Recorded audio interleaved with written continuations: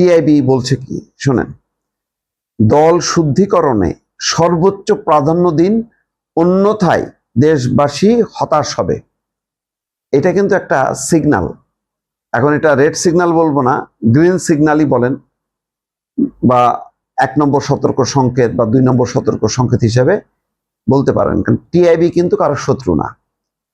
TIB সম্পর্কে একসময় আওয়ামী লীগের ধারণা ছিল যে এটা হচ্ছে বিএনপির অঙ্গ সংগঠন, কিন্তু টিআইবি কিন্তু গত 15 মাসেও প্রমাণ করছে যে তারা কিন্তু ইউনূস সরকারকেও ছাড়ে নাই।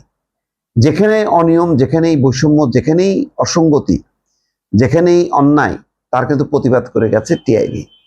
এখন সরকারের মেয়াদ 1 সপ্তাহ পার হয়নি, কিন্তু ওই যে সড়কে চাঁদাবাজিকে সমঝোতার ভিত্তিতে লেনদেন হিসেবে উল্লেখ করে সড়ক পরিবহন মন্ত্রী শেখ রবিউল আলম যে বক্তব্য দিয়েছে, এটাকে ভালোভাবে তারা নেয়নি। তারা বলছে একটি ঘোরতর অপরাধকে বৈধতা দেওয়ার যে অজুহাত খুঁজছেন, তাতে গভীর উদ্বেগ এবং নিন্দা জানিয়েছে টিআইবি। একই সঙ্গে এই জাতীয় দুর্নীতি সহায়ক অপচেষ্টাকে অঙ্কুরে বিনষ্ট করার লক্ষ্যে প্রধানমন্ত্রীর প্রতি নিজ দলের শুদ্ধিকরণে সর্বোচ্চ প্রাধান্য দেওয়ার আহ্বান জানিয়েছেন সংগঠনটি। কয়েকটা ঘটনা ইতিমধ্যে দেখছেন যে বাংলাদেশের কোন একটা জায়গায়, আমি ঠিক এই জায়গাটা মনে করতে পারছি না, ওই যে স্বেচ্ছাসেবক দলের এক নেতা দেখছেন না, পিটাচ্ছে, দোকানে পিটায়, ভেতরে কাউন্টারে ঢুকে সে একটা সন্ত্রাস চাঁদাবাজির অবস্থা তৈরি করছে। তারপর আজকে দেখলাম যে কোথায় চাঁদা না দেওয়ার জন্য কোথায় আঘাত করছে।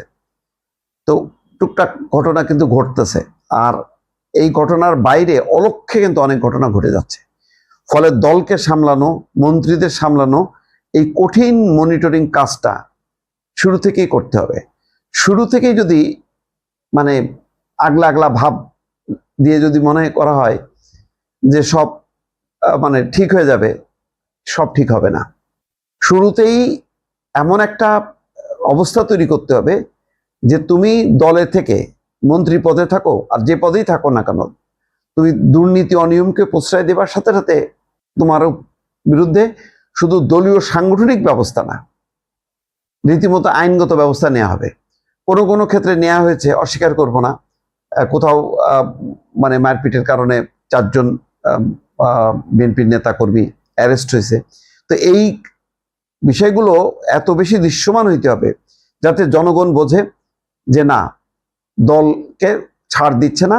আর দলের ভেতরেও মেসেজটা হইতে হবে যে দুর্নীতিকে এই সরকার প্রশ্রয় দেবে না। এটা কিন্তু তারেক রহমান অলরেডি কমিটমেন্ট করছে, এবং এই বিষয়টাই কিন্তু মানে নির্বাচনী প্রচার অভিযানের সময় বিরোধী দল বারবার বলছিল চাঁদা, দুর্নীতি, এই সমস্ত বিষয়গুলো। তো সুতরাং এইগুলোকে কিভাবে নির্মূল করা যাবে, কিভাবে দমন করে একটা মানুষের একটা আস্থার জায়গায় নিয়ে আসতে হবে, এটা কিন্তু তাদেরকে পরিষ্কার করতে হবে। ডক্টর ইফতেখারুজ্জামান বলছেন যে তিনি, অর্থাৎ মন্ত্রীর কথা বলছেন, যেভাবে সড়ক এবং পরিবহন খাতের বিদ্যমান চাঁদা সংস্কৃতিকে ইতিবাচকভাবে ব্যাখ্যা সহ পক্ষাবলম্বন এবং সমর্থন করেছেন, তাতে স্পষ্টতই তিনি চাঁদাবাজির মতো একটি অনৈতিক এবং যোগসাজশের দুর্নীতিকে বৈধতা দেওয়ার চেষ্টা করছে। যাই হোক, এটা গুরুতরভাবে এই জিনিসটা গত কয়েকদিনের সোশ্যাল মিডিয়া, গণমাধ্যমে কিন্তু আলোচনা হচ্ছে। এই আলোচনাটার ইতি টানতে হবে, না হলে এই দুর্নীতি কিন্তু আস্তে আস্তে একটা সরকারের জন্য একটা ব্যাধি হয়ে দাঁড়াবে, যেটা সুযোগ বিরোধী পক্ষ নেবে। সাধারণ মানুষও কিন্তু বিশ্বাস করতে শুরু করবে যে বিরোধী পক্ষ যা যা অভিযোগ করছে সেটা সঠিক। সুতরাং টিআইবির এই হুঁশিয়ারিটাকে সরকারের মাথার মধ্যে রাখতে হবে। দর্শক।